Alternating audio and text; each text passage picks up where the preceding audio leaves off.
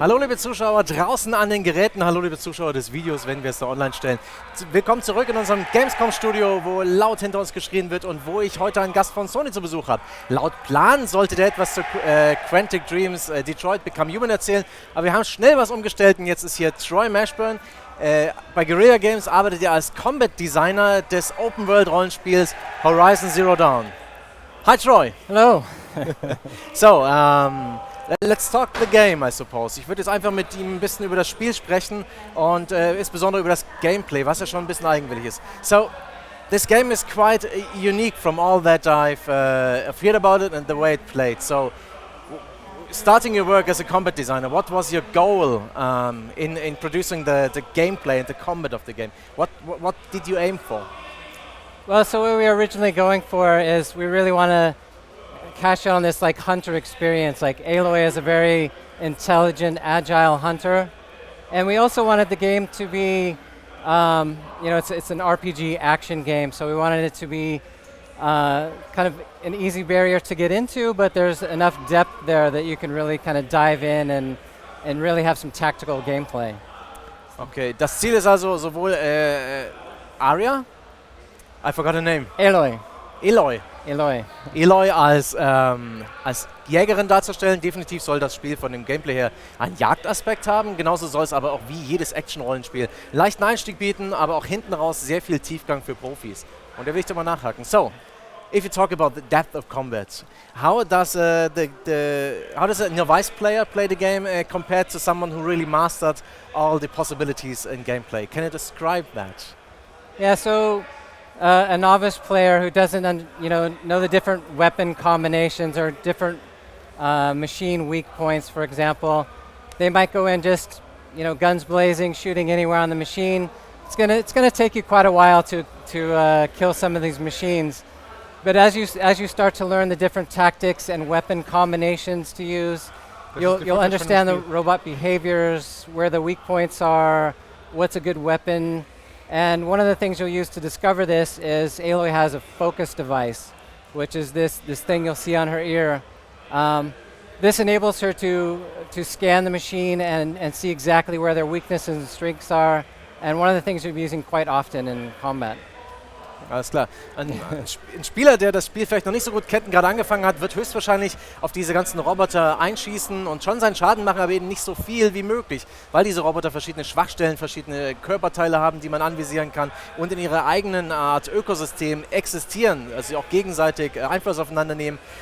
Routinierte Spieler wissen das, routinierte Spieler nehmen gezielt explosive Stoffe an den Robotern aufs Ziel. Sie greifen explizit mit den richtigen Waffentypen an und außerdem hat Aloy dieses am Ohr angebrachte Scanning-Device, was in einem großen Umkreis Dinge hervorhebt und markiert und das hilft dann auch natürlich deutlich, wenn es darum geht, die Roboter Platz zu machen. I suppose readability is a very big part of the game. Do you use color coding or stuff like that, or a certain kind of a graphical messaging to convey stuff like poison or flammability to your players? Yeah, exactly. So there's indeed a color coding. When you scan things, depending on the color, you'll know if it's friendly or hostile. We also have, if you're using some of the elemental attacks, they'll have a certain color coding, and then you'll see that same color coding in your weapon wheel. When you're selecting a weapon, you'll see like, okay, fire is this color, the machine is vulnerable to fire, so you'll start to understand how the systems are working together. Und bei der ganzen Geschichte gibt es auch noch einen gewissen Aspekt des Color Codings, sowohl bei dem Scan der Gegner wird sofort hervorgehoben, ist der freundlich, ist der gegnerisch, durch die ganz simplen Farben wie Rot und Grün. Genauso haben alle Angriffe, wie zum Beispiel Feuer oder Energieattacken, verschiedene Farben tatsächlich von ihren Effekten her. Diese Farben kehren auch zum Beispiel im Waffenwheel wieder, sodass man sofort weiß, welchen Schaden die eigenen Waffen machen und welcher Art, welches Element das Ganze ist. Also eher schon ein klassisches Rollenspiel, obwohl es sich eher wie ein Shooter steuert. So, this is more role-playing game mechanics, I suppose. There are numbers and dice rolled in the background, there are numbers subtracted, percentages calculated and stuff like that. It's an action RPG, so there are some RPG elements, and there's a lot of action elements in there as well. So it does come down to a lot of skill, as opposed to just a dice roll in the end. So that's one of the things, in addition to understanding the right combinations of weapons and tactics, you'll improve your player skill as well. So that's Troy meint, dass vor allen Dingen Skill eine große Rolle spielt. Also es wird nicht einfach nur in Würfe gerollt, sobald man auf den Gegner schießt. Aiming ist extrem wichtig. Das ist halt immer noch ein Action-Rollenspiel und es hat eindeutig, meiner Meinung nach, Shooter-Wurzeln, weil schließlich die Killzone-Franchise das letzte große Projekt war, an dem Guerilla Games ewig lang gearbeitet hat. So, in the course of the game, how does the player become more powerful and in what ways? Is it the kind of character stats? Is it the equipment? Is it the weapons? I'm sure it's a mixture of all of the above, but in what way does the player grow?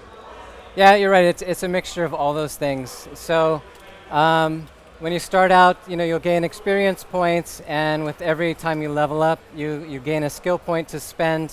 You'll have a skill tree that you can customize kind of how Aloy's abilities, whether it's more stealthy skills or more kind of action damaging skills, or more skills to take advantage of the environment, foraging skills, those sorts of things. Es wird also zum einen einen Skillbaum geben, mit dem man Aloy ein bisschen in 3 Richtungen entwickeln kann. Das könnte Stealth sein, das kann das eher aggressive Vorgehen sein oder eben die ganze Crafting-Geschichte, dass sie eben mehr Ressourcen oder verbessert Ressourcen in der Umgebung sammeln kann.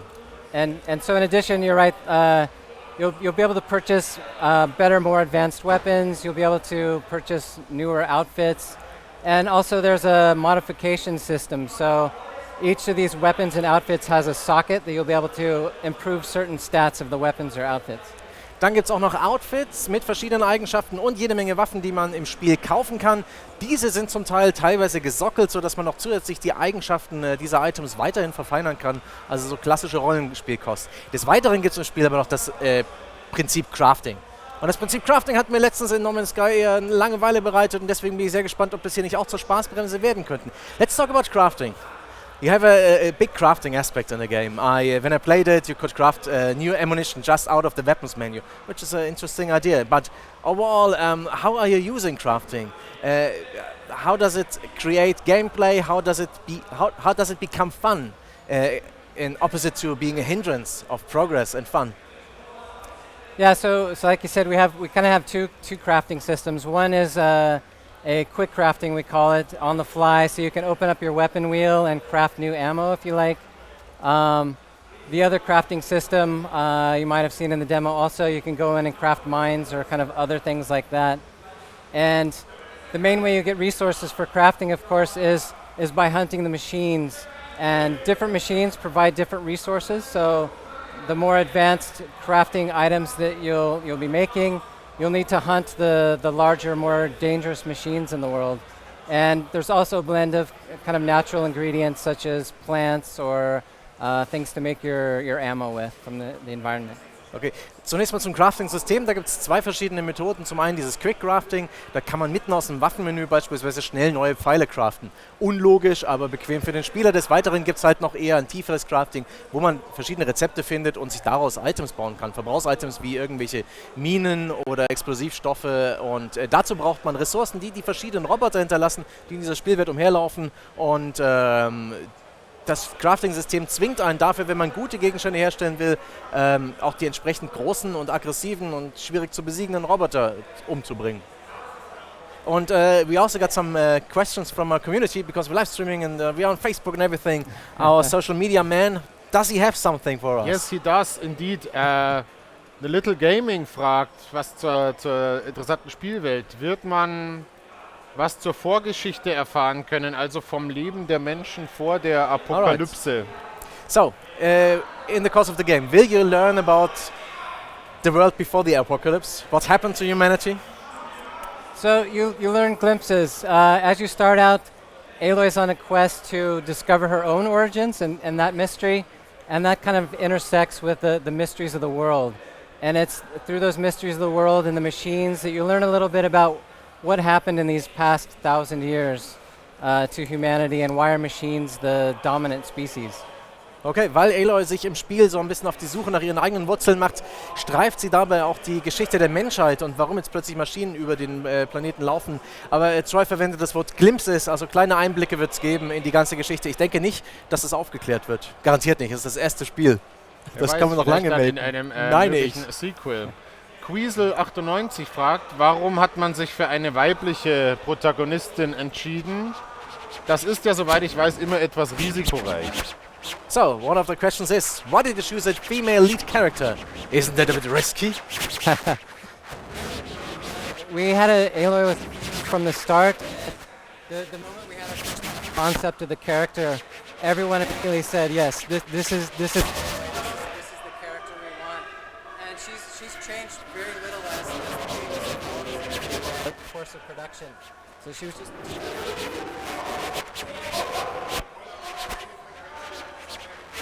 Alright, dann übersetze ich noch schnell. Troy sagt die ganze Zeit, nö, wir hatten von Anfang an eine weibliche Heldin geplant und der allererste Entwurf von Aloy hat uns schon so gut gefallen, dass wir gesagt haben, yep, das ist sie. Und ihr Design hat sich im Vergleich zu anderen Aspekten im Spiel auch noch deutlich wenig verändert. Also die Aloy, die wir jetzt im Spiel sehen, ist so ziemlich die ursprünglich dafür entworfen wurde. Und das Team Mikrofon sollte eingesteckt sein und funktioniert. Ja. Und jetzt haben wir ein Mikrofon. Your mic's not working that beautiful. So just speak into that, please. Hast du schon noch eine Frage? Ja, das Mark streamt, fragt, ist die Welt von Anfang an frei erkundbar oder muss ich erst Level und Gebiete freischalten? How about exploring the world? Is this possible to go out and see the whole world, or are there some artificial barriers like level caps or some story progress blockings? So early on in the game, when you're first learning kind of the core mechanics, you're in a relatively small area, but then that opens up very quickly in the game, and then you're free to explore the entire world is open to you at that point. Is it feasible to go anywhere, or will just big bad robots kill me? So it is. You can go there. Yeah, absolutely. You're going to run into some machines that are a bit too tough for you early on, and you probably want to stay away from those areas. But you're free to run in. You might be wanting to run out as soon as you see them. Alles klar. Am Anfang wird das Spiel etwas linearer sein und etwas begrenzter, um das ganze Spielkonzept und die Mechaniken zu erklären. Doch dann öffnet sich diese Spielwelt und zwar völlig. Und wer will, kann hingehen, wo er möchte. Allerdings kann es gut sein, dass er von irgendwelchen sehr, sehr, sehr großen, bösen Robotern sehr schnell wieder aus den Gebieten rausgejagt wird, in denen er noch nichts zu suchen hat. 2 Minuten ungefähr haben wir noch. Hast du noch Frage, wird man von Grim Fargo, das Lager bzw. Dorf auch ausbauen können? Is there an aspect of kind of expanding your settlements, kind of constructing your civilization, helping out your tribe? So there's this kind of corruption in the world, and some of the villages or areas will have this corruption. And this is one of the things that you'll be kind of taking care of or addressing and clearing out areas. There's no kind of building structures or that sort of thing in the game. Ja, es gibt kein Metagame, was es irgendwie Siedlungsbau angeht, per se. Allerdings kann man sehr wohl die Spielwelt verändern, weil es gibt diese Plage in diesem Spiel, die auch die Roboter böse macht und feindlich. Und die vertreibt man und tilgt man in einzelnen Gebieten und dadurch verändern die sich auch. Ja. So, dann hätten wir es. Die Fragen im Chat sind einigermaßen durchgegangen. Ich habe noch eine Minute Zeit. Fällt mir noch, what's your favorite weapon in the game? Favorite weapon has to be the elemental bow. And what's the favorite ammo then? Let's see. I would say the electric ammo allows you to kind of stun the machines, and then you can override them, take control of them, and have machines fight against each other, which is a very cool thing to do in our game. Seine Lieblingswaffe ist dann noch zum Schluss der Elementarbogen, und zwar mit den Strompfeilen, denn mit denen kann man Roboter lahmlegen und dann irgendwie einen komischen Stock reinstecken und sie dann dadurch neu programmieren und an seiner Seite kämpfen lassen. Solche Sachen macht man in Horizon Zero Dawn. Das ganze Ding erscheint Anfang nächsten Jahres ausschließlich für die PS4. Thank you, Troy, und danke, liebe Zuschauer. Very much.